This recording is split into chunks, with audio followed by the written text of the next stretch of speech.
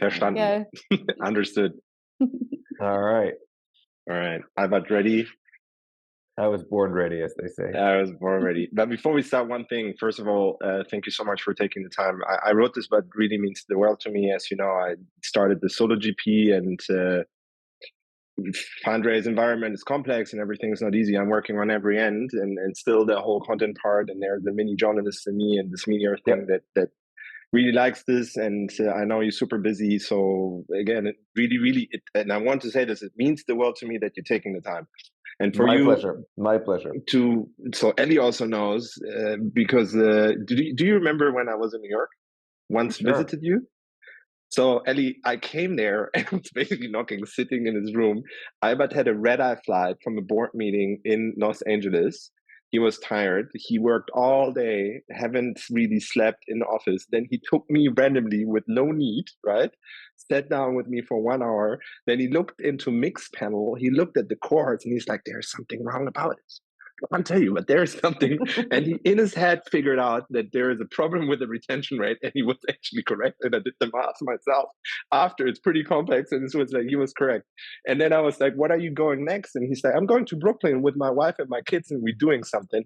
And for me already by then, it was unbelievable how you managed this, right? But so again, thank you for taking the time. That's maybe the intro on here. But I wanted to structure it in a way, maybe Union Square on as a fund in DC, because many of the readers in this direction, and then maybe Albert and the book that we read. Yeah. Sounds so great. Let's do it. Yeah, I saw a couple of podcasts and heard about it. So maybe things on Union Square. I wonder if you take away what you see from the outside perspective, and you would take away all the money, and then we would have the team, and I would sit with you for one day in a room and share a work, only this, like every company has values and the mission and so on. What is Union Square like as a team, as people? How do you describe it then from that perspective? Yeah, I mean, my partner Andy has this great way of describing it, where he says Union Square Ventures is a conversation.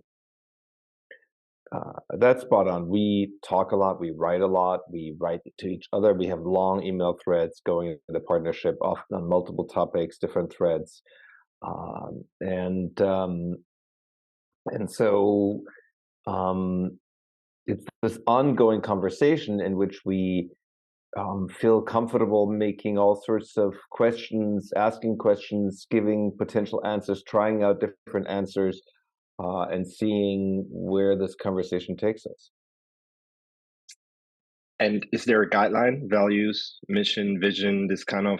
Well, I mean, I think the guidelines are, genuine intellectual curiosity. So, really trying to understand where people are coming from, what's new in the world, why it's new, how it might work. There's I think a principle of first principles. So, not sort of buying into mantras, but sort of being like, okay, what is the underlying rationale or reasoning for why this might work?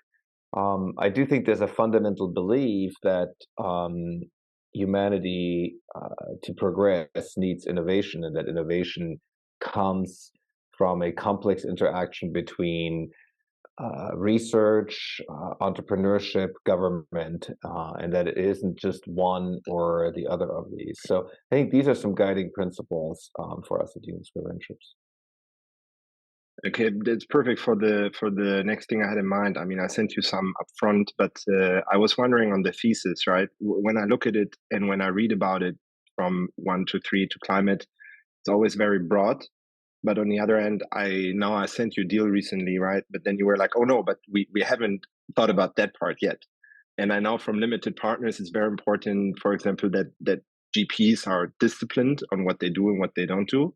So I wonder, how do you evolve on these pieces? Like, do you sit together with wine and make a workshop, and then two, from being very broad, but on the other hand, pretty much knowing once I reach out to you, you pretty much know what you want and what you don't. So I wonder how this all comes together. Yeah, it relates back to this idea of having these conversations. Often we also try to write, as I said, as part of that. And writing is an exercise of kind of distilling. Conversations can be very meandering. They can go different places. Writing is sort of an exercise in simplifying, distilling, converging. So the idea of writing out these theses is about distilling the thesis. And you should always think of this as having multiple levels. So there's a very high level thesis. And then there are sort of specific incarnations of that. And so, if you take the climate fund thesis, which is that we want to invest in emissions reductions, drawdown, and adaptation, that's very, very broad. You then need to sort of be like, okay, how do we take that very broad idea and bring it into a specific sub idea? So one of the big emitting sectors is transportation. And then you can start to think, okay, what are the different ways that one might tackle emissions from transportation? And in this, we still very much have many of the same sort of ways we think about deals that we have always had. So, for example, we don't like selling into highly concentrated industries, right? If you have only a few buyers, we think the buyers have a lot of power. So when people come to us and say, we have this thing that we want to sell to the automotive industry, we're like, you know what? There's not that many car companies in the world, and they exercise a lot of power. And so that's not a market. Interesting, because every podcast you would ever hear on later stage growth, right? When General Atlantic, the CEO would tell you market size matters most. And I was like, yeah, that makes sense if you invest pre-IPO.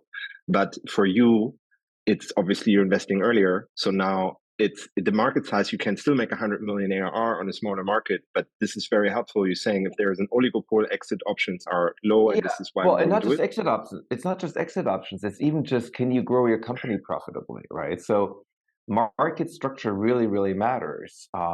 Having a potentially very large market that's controlled by a few players is not as attractive as a somewhat smaller market that is quite fragmented. So you can have many different customers. No single customer will exercise a huge amount of power. So my point is, we take certain sort of principles. This is when I talk about first principles. It's like first principles is that concentrated markets, buyers have power, right? That's kind of a first principle of microeconomics, as it were. And so we generally try to stay away from those markets. Sometimes we invest in a company and the company winds up pivoting into this. So it's not like everything in our portfolio doesn't sell to but it's just much tougher. It's not what we set out to find. And so, taking this transportation example a bit further, so as a result, we're like, okay, electrification means that vehicles need to get charged. Now, are they going to get charged the same way that we put gasoline into cars? And we think no, because another sort of principle that we think is very important in the world is decentralization, right? Because again, it's about power, and we sort of like to find and invest in technologies that help take power away from large, powerful entities and push it out towards the edge.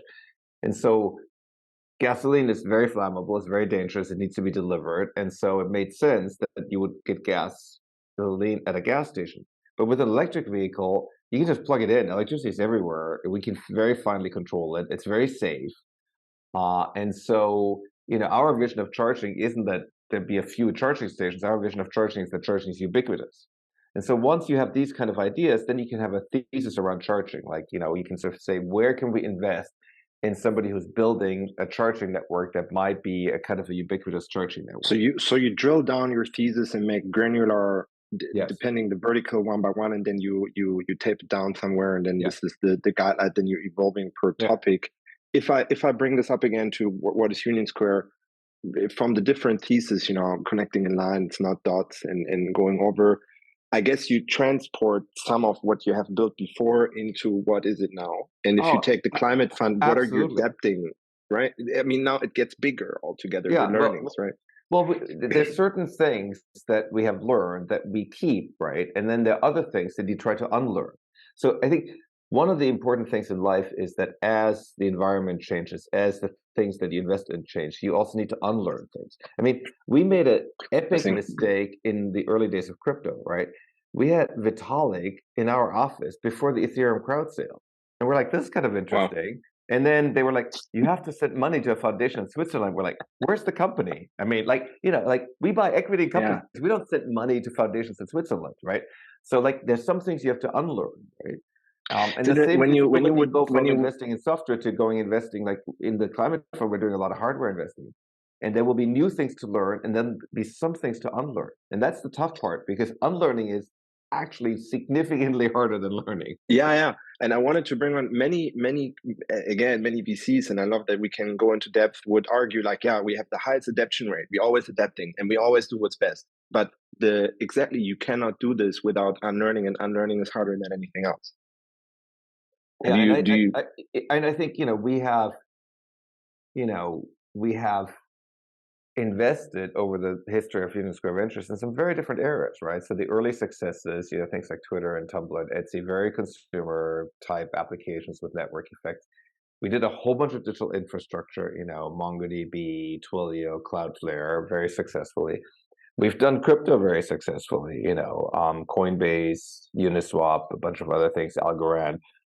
These have all been very successful investments. And now it's too early to tell whether we'll be successful in climate, but we have gone into different areas, and we had to, I guess unlearn these certain network things effects along the way.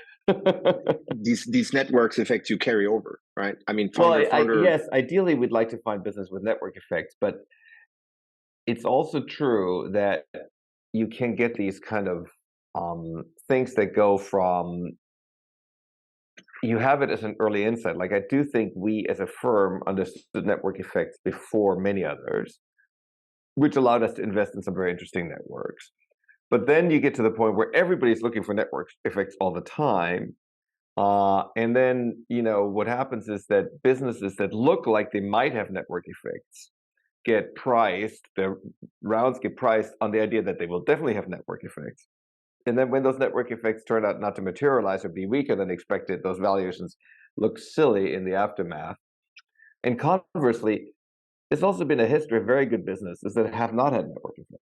So this is one of those things, for example, where I think we have some unlearning to do. I do think it'll be much harder to build businesses in climate that have network effects.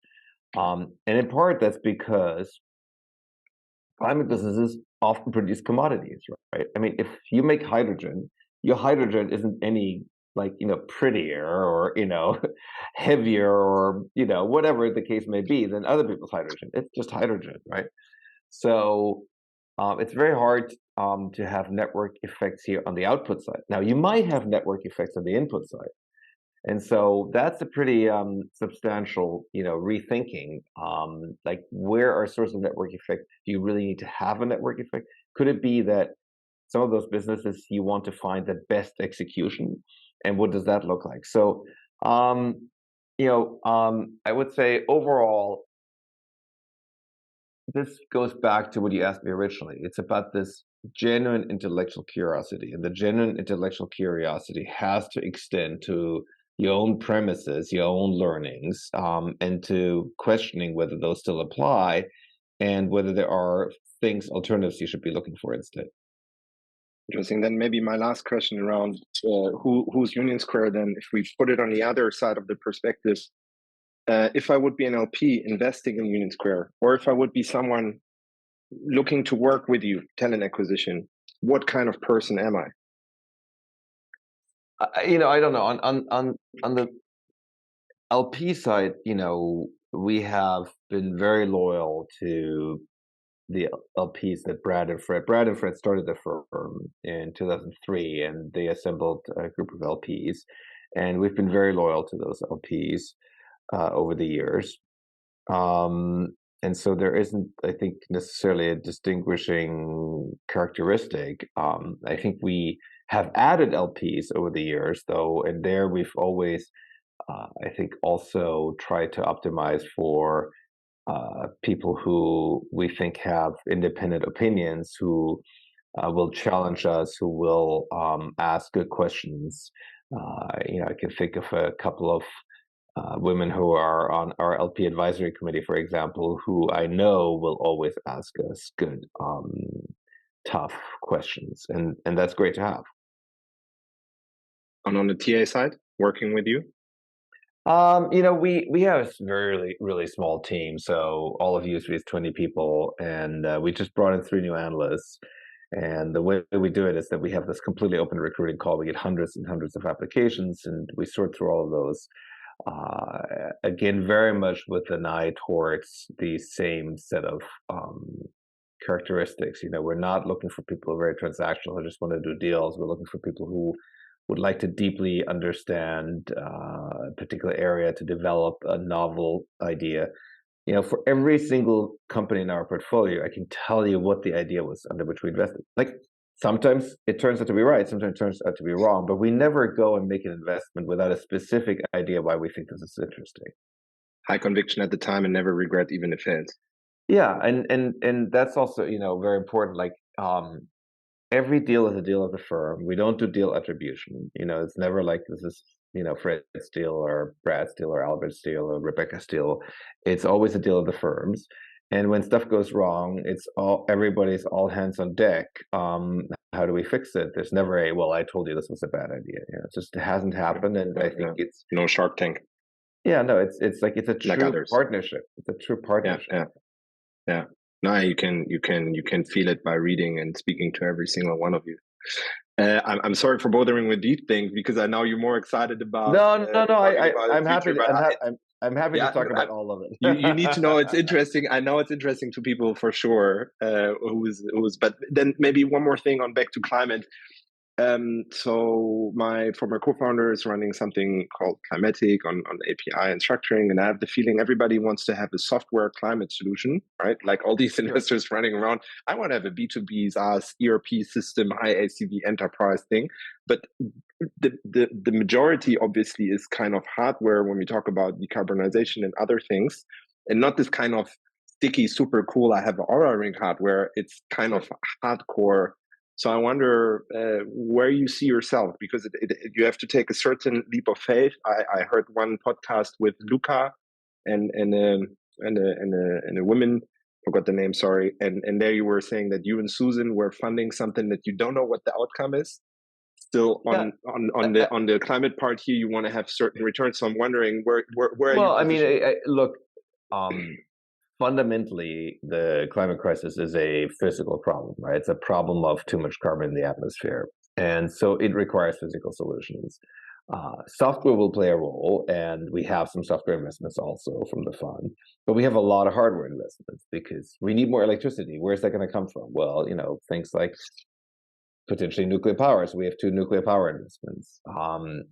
Vehicles need to be electric. So we have a charging network investment that's building a physical charging network. We have an investment in a company in Egypt called Shift EV that retrofits existing vehicles from internal combustion engine to electric. So it is a physical world problem, and the biggest opportunities, the biggest solutions here are going to change the physical environment that we live in, how we make things, how we consume, how we transport, all those things. They all have to change. Meaning also you have adapted a certain type to go more asset heavy to a certain extent. Yeah, than absolutely. Before, right? Very different kind of investing, and learning. Yes, very different. And time will tell. I mean, the beauty of our business is, 10 years from now, we will know whether this worked or didn't work, right? So there's lots of reasons to believe why I think returns in software in software investing are not going to be very strong. And I think there's a good chance returns in climate will be very strong. Now, this remains to be seen, but if I often compare venture capital to the cement industry, people go, well, what do you mean by that? Well, it's a capacity industry, right? So every fund that somebody raises, like you raise $1 billion fund, that's $1 billion worth of capacity. And the cement industry is a capacity industry. You build a plant, it has a certain amount of capacity of cement that it can output. Now, when you get a building boom, the price of cement goes up, and so more cement plants get built. And then the most capacity comes online at the height of the building boom. Then the building boom goes away. Now you have the maximum capacity of new cement plants and falling demand. So what happens to the price of cement? It just falls off a cliff, right? Now, over the years, the cement industry has become oligopolized because of this. And so the price no longer falls off a cliff because they basically manipulate it. But you get the idea. But the same is true for venture capital. Like software has been so good to VC. It has created such great returns. You raise ever bigger funds, more funds, bigger funds, more funds, bigger funds. And you're going to raise the max funds just when returns start heading south. And so I believe software returns are going to suck. That's a technical finance term for years to come. Whereas, and that doesn't mean that there won't be few big outcomes here and there. Like there will definitely be big outcomes because there'll be network effect companies that get going, and there will be big outcomes. I'm not suggesting there won't be any big outcomes, but it won't be that kind of reliable fund after fund massive return that people have gotten used to. And conversely, unless you switch in which category. Well, if we see this from an LP perspective now, well, as you talk about returns. Yeah, I do think hard tech is by comparison underfunded. If you think of all the extraordinary breakthroughs we've had, we've had extraordinary breakthroughs, like the AI breakthroughs can enable a lot of hard tech, right? A lot of improvements in robotics, fine-grained control of industrial processes, new material discoveries, and we have had breakthroughs in understanding the genome and how to manipulate it. We've had breakthroughs in various aspects of material science. Potentially, there's currently, for example, a breakthrough in superconductivity. Remains to be seen whether that pans out. So I do believe that just look at what Elon Musk has done with reusable rockets. We can have long debates over other aspects of Elon's personality and so forth, but we've gone from rockets that were super crazy expensive to reusable rockets. That's a pretty big breakthrough. It's pretty big. It's pretty big. And I've then one last question around this, and then maybe we go into book and future and utopia and time assignment. What obviously attention. It was, I think, the word. Yeah. Maybe the last question. I know you're a big fan of let's call it DNA for good, investing or doing. It could be DNI. On gender diversity, social, it could be CSR programs and so on, many companies, B Corp label and so on. So further than only climate, what is it where your head is around personally, and also with Union Square, or what you do as a fund? And I don't know if there is a certain investment thing around this. I know that you personally have invested in, for example, female led funds, so on. So maybe something around here. Well, I think there's a huge amount of catching up to do, right? The capital and venture is still being allocated by a lot of people who look like me, which is white middle-aged men. I think we have made some gains on bringing other people, other voices, other backgrounds into the room, but it's slow going. And for instance, in the US, it's still the case that a tiny fraction of venture dollars go to women-founded, women-led firms. And then same goes for minority, and then you get the sort of intersectionality, like women, minorities, raising tiny amounts of money and having a very hard time doing it. So yes, I think that's something that requires all of us to work on, and I very much wish that LPs, who are ultimately the source of money, were more aggressive here and would be pounding the table more on firms to change the mix of investors. Things are in some ways slow moving. We at USV have added a partner, every few years. Sometimes it's 3, 4, 5 years between us adding a partner. So it's very slowly moving on any one firm. Yeah, no, that makes sense. If you would think of, obviously there are many different ways to make the things here better. We now ended up on, we could have talked about anything, but now we're at gender. On that particular thing, besides education and early on, is there in our venture world something that you think would have a big impact, or what's something that could move the needle, like a recommendation? Yeah, it's just LPs, LPs prioritizing. Yeah, it's where the money comes from. So, yeah, it trickles down. Yeah. Okay. Thank you for the Union Square chapter. Maybe now we go into the Albert Wenger future. You wrote a book, World After Capital. One of those questions I like is this whole thing that after you wrote a book, many people read it, and I don't know, Fred maybe came the next day and said, Albert, I read it, and here's what I thought. What was the feedback, and if you could now change it, or learnings or something in retro perspective to date? Yeah, I'm really happy. I find the book has held up really well. It's not like a book that was good for 1 year. I think this book will be very readable and relevant for years to come. Why do I think this? I think that because what the book deals with is the kind of extraordinary transition of humanity that we've had twice before. where we went from the hunter-gatherer age to the agrarian age, and then from the agrarian age to the industrial age. I believe we're in such a transition now. I believe most politicians are in denial that we're in such a transition, and so they're trying to keep patching the industrial age instead of inventing a new age, which in the book I call the knowledge age. And I also think we have these extraordinary vectors of change, the climate crisis being one of them, and then the rise of artificial intelligence being the other one, both of which I talk about in the book. So I think this book will stay timely for quite some time because these transitions take a while. The reason I wrote the book in the first place is because the prior transitions were really, really bad, right? The early agrarian societies, the first thing they did was wipe out all the hunter-gatherer societies and just literally kill them off, right? And then, the transition from the agrarian age into the industrial age was a series of bloody revolutions and then two world wars. Like, we didn't really finish the agrarian age until the end of World War II. And that's not that long ago, right? So that's less than 100 years ago. And so it kind of would suck to make the same set of mistakes again. And what is the fundamental mistake? Well, the fundamental mistake is to think that that what's necessary are incremental changes to the existing system. Like, okay, with a little bit of redirecting of the curriculum in school, a little bit of tweaking of the interest rate, a little bit of, changes to like employment policy or industrial policy. Like, no, that's just not going to cut it. In those other transitions, we made really, really fundamental changes, right? So when we went from the hunter-gatherer age to the agrarian age, we went from being migratory to being sedentary. We went from living in very small and flat tribes to living in large and very hierarchical societies. We went from being promiscuous to being monogamous-ish. We went from having animistic religions, so like every animal, every tree has a spirit, and we went to theistic religion. It's so radically different, like on very big things, not on little marginal things. It's not like, oh, my tribe got a little larger. No. No, absolutely. But I listened to other podcasts where we're mentioning this, right? And then it's also this talk: is it utopia? Is it real? Actually, everything I read you writing, why not, right? That makes total sense. My question is more about the time frame that you gave is rather broad, and you said it has to get much more worse, and then 50% of the global GDP should go in there. And so I wonder, obviously, I want to know what's your prediction a little bit.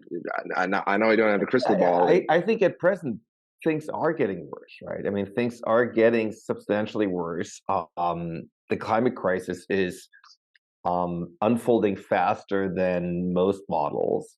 The IPCC conveniently omits all the bad models. So when you look at the IPCC consensus models, it never includes the really bad models. And everybody's like, oh, it's going faster than the IPCC. It's like, well, no surprise, because you excluded the worst models from the IPCC report. So that's happening. The sort of polarization of society is continuing to pick up speed, where people demonize the other side and sort of dehumanize it, and nationalism is on the rise. The Chinese nationalism, nationalism in various European nations. In the US, there's a strong nationalist movement, and sort of AI systems becoming more powerful without us kind of having to figure out exactly what we want them to do and how we like. That's also happening at a crazy pace. So yeah, I do think it's going to get a lot worse. Unfortunately, and I like there are very few things happening that would lead me to believe that it isn't going to get a whole lot worse first. Yeah. So inflection point yet to come, but soon. As an answer, I don't know how soon. I think it could get a lot worse. I am very optimistic about the long run, like where we could get to if we got our act together. I'm quite pessimistic about how we're going to get there. On how we get together, I have a particular question, maybe, but one before, because you mentioned AI. What's the bad guys again in Terminator? It's Skynet. Skynet, thank you. Right, it's Skynet. So I don't know. Everybody is working around ChatGPT. What's funny to me is every pitch deck I've ever seen ever in my life, and even with smart recruiters, we had an AI, and it says it makes you more human again. So it would take time from you. Everything gets better, but sometimes maybe not. So I wonder. Well, I mean, part of what I write about, people warning, right? part of what I write about in the book is I think we're confused about what it means to be human, and we're confused what makes humans human. And I provide some suggestions for what it is that makes us human, and I think Right. that's a good starting point for us to go figure that out before we wind up having what I call like neo-humans. I mean, that's artificial intelligences or super intelligences, whatever you want to call them. So, to me, fundamentally, what makes us human is knowledge. It's we're the only species on this planet so far that has knowledge. We're about to have other species that we have created that will have knowledge. But what I mean by knowledge is that we have these, artifacts that we have produced. I can read a book today that somebody else wrote 1,000 years ago in a different part of the world, which is why we like know how to make fire, and no other animal species knows how to make fire, right?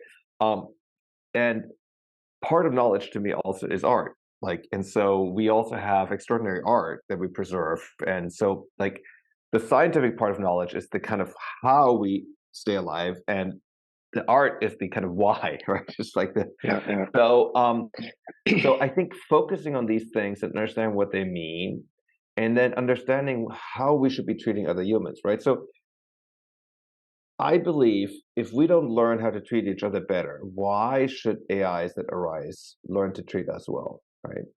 Um, and by the way, as a little aside, Fabian Seltzer, who lives in Berlin, has a great idea for a project which I absolutely think we should engage in, which is we should write lots of stories about how AI is, how there are benign AIs and how they're helping humanity. Because all the stories that are out there are how AI is killing everybody. And so, do we really want to be training a lot of AIs on only stories about how AI is evil and You think we are killing? making up the self-fulfilling prophecy? Of course we are. Of course we are. 100%. Yeah. Okay. I've then in your book, or theoretically, right? It's like we want to spend more time. I also understand this as like homo ludens, right? The human wants to play, create, destroy, and Yep. then positively in a good way, where you then say also to a certain extent universal income. So we could focus on this, but it would also mean that fundamentally the human wants this, right? Then in Buddhism, and the Buddha would say everybody can become enlightened. Obviously, not everybody is, and it will take some time. Um, and there's from Hobbes to Robespierre to anyone in history is always this question: can a human change? Right? Every Yeah, every I mean, movie is about it. I think There's the this is a gangster, and yeah, no, will he? this is a great question, right? I mean, there is this question of, is there such a thing as human nature? Hobbes obviously had very strong ideas, the war of all against all, these kind of things, and that we're sort of fundamentally, and Christianity has the idea of the original sin, and we're evil, and we have all these bad, things. I, I guess I try to have a somewhat scientific perspective on this, and to me, the scientific perspective is we just know that the brain has different parts to it, right? It has parts to it that come evolutionary from, like where we experience emotions, and but we do have a part of the brain that can sit with these emotions and analyze them, and that's a kind of a superpower. And so I don't believe that there is such a thing as an immutable human nature. I don't think biology is destiny. We also now have it well within our means to change our biology. So I anybody who says that biology is destiny, to me, is fundamentally against the idea of technology and innovation and the idea of progress. I think there are dangerous questions also around perfectibility, and can we become perfect, and should we become perfect, and what does that look like? But I sort of think a lot of what people believe is human nature isn't true. And I have the great benefit that early on in my life, I was exposed to a totally different culture. I grew up in Germany at first, and then I spent a year in the US when I was 16, and came back and saw my own culture with different eyes, saw the US culture with different eyes. And I've since traveled the world extensively, and so much of it, we're like, well, that's clearly human behavior. It's just the culture you grew up in. That's it. Like, for instance, your attitudes towards nudity is like a great example. Like, people are like, oh, humans are I mean, it's human it's nature to be like modest, or we're like no, it's like I just mean, like no, it's what you grew up with. all these scientists are still fighting about it, right? Like you had this manifest in Marx, and then everybody, this is what it is, and everybody can achieve it. Everybody can become like an ATP tennis player, but maybe your body doesn't is not, and maybe it's the same for. I don't believe anybody can become anything. Certainly not when it involves sort of the physicality Was a of the little body. provocative, huh? But I do very much think that the evidence for brain plasticity is everywhere, right? It's just um, now it's very hard to access it for many people. So it is actually genuinely very hard to change even relatively small things about yourself. But it's possible. It's entirely possible. Nobody says it's easy, right? There's a big difference between saying it's easy or it's possible. And the evidence on brain plasticity is very, very strong, including that, adults still can very much rewire their own brains.